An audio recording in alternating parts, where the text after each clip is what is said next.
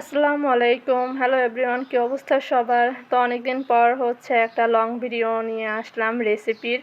অবশ্য রেসিপি বললে ভুল হবে। অনেকদিন পর এভাবে কথা বলে ভয়েস দিয়ে ভিডিও আপলোড করা হচ্ছে। তো যাই হোক, আজকে আপনাদের সাথে মায়ের হাতের মজক ভুনা শেয়ার করব। আসলে মজক ভুনাটা আমার কাছে বেশ পছন্দের। আর হ্যাঁ, এটা কিন্তু গরুর মজক ছিল। আর এটা মা কিভাবে রান্না করে এটাই আজকে দেখাবো। তো আপনি দেখতে পেলেন যে মা মজকটা খুব ভালো করে মথে নিয়েছে।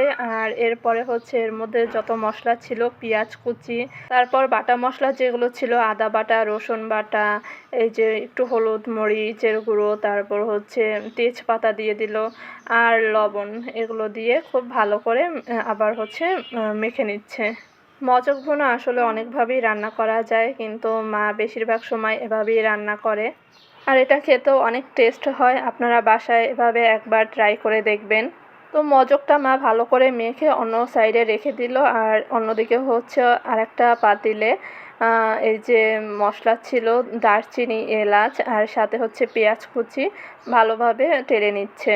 সাথে কাঁচামরিচ দিয়ে দিল।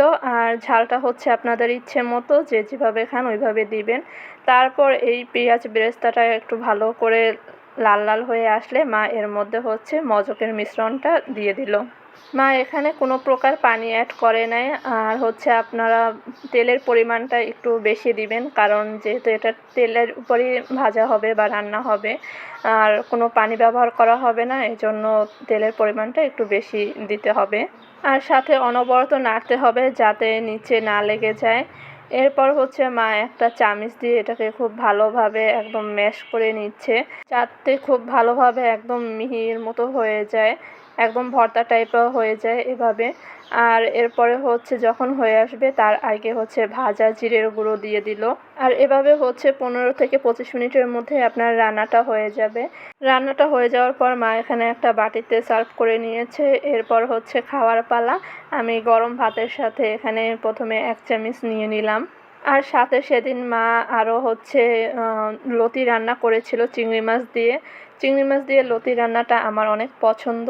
তো এই তো খুব ভালোভাবে খেয়ে নিলাম, আলহামদুলিল্লাহ। আর আজকের ভিডিওটা এ পর্যন্তই। সবাই ভালো থাকবেন। দেখা হবে নেক্সট কোনো ভিডিওতে।